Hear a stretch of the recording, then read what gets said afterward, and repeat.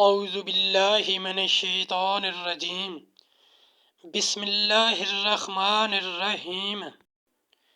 السلام علیکم ورحمۃ اللہ وبرکاتہ۔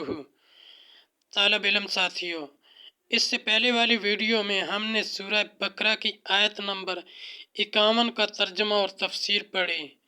اس ویڈیو میں ہم سورہ بقرہ کی آیت نمبر 52 کا ترجمہ اور تفسیر پڑھیں گے۔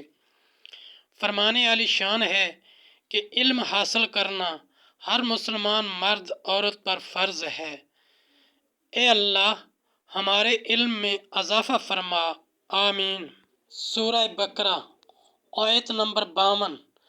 ثم عفونا عنکم من بعد ذلک لعلکم تشکرون۔ سورہ بقرہ آیت نمبر 52 کا ترجمہ۔ پھر اس کے بعد ہم نے تمہیں معافی دی کہ کہیں تم احسان مانو۔ سورہ بقرہ آیت نمبر 52 کی تفسیر۔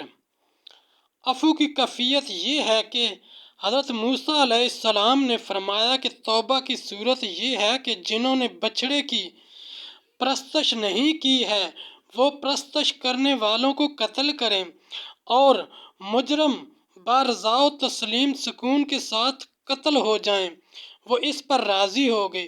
صبح سے شام تک 70,000 قتل ہو گئے۔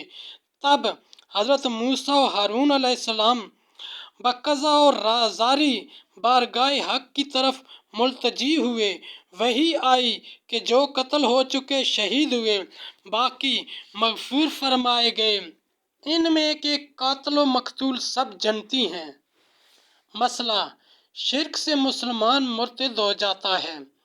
مسئلہ مرتد کی سزا قتل ہے، کیونکہ اللہ تعالیٰ سے بغاوت قتل و خون ریزی سے سخت تر جرم ہے۔ فائدہ: گوشالہ بنا کر پوجنے میں بنی اسرائیل کے کئی جرم تھے۔ ایک تصویر سازی جو حرام ہے، دوسرا حضرت ہارون علیہ السلام کی نافرمانی، تیسرا گوشالہ پوج کر مشرک ہو جانا۔ یہ ظلم آل فرعون کے مظالم سے بھی زیادہ شدید ہیں، کیونکہ یہ افعال ان سے بعد ایمان سرزد ہوئے، اس لیے مستحق تو اس کے تھے کہ عذاب الہی انہیں مہلت نہ دے اور فی الفور ہلاکت سے کفر پر ان کا خاتمہ ہو جائے، لیکن حضرت موسیٰ و ہارون علیہ السلام کی بدولت انہیں توبہ کا موقع دیا گیا۔ یہ اللہ تعالیٰ کا بڑا فضل ہے۔ اس میں اشارہ ہے کہ بنی اسرائیل کی استعداد فرعونیوں کی طرح بالباطل نہ ہوئی تھی، اور ان کی نسل سے صالحین پیدا ہونے والے تھے، چنانچہ ان میں ہزارہا بنی صالح پیدا ہوئے۔ ساتھیو، ہم نے قرآنی تعلیمات کو دنیا کے کونے کونے میں پہنچانا ہے، اس لیے آپ بھی اپنے دوستوں، اپنی فیملی کو میرا چینل قرآن ود ایڈیپیڈیا سبسکرائب کرنے کی دعوت دیجیے اور گھنٹی بجانا نہ بھولنا، تاکہ اگلی ویڈیو کا نوٹیفیکیشن وقت پر آپ تک پہنچ سکے۔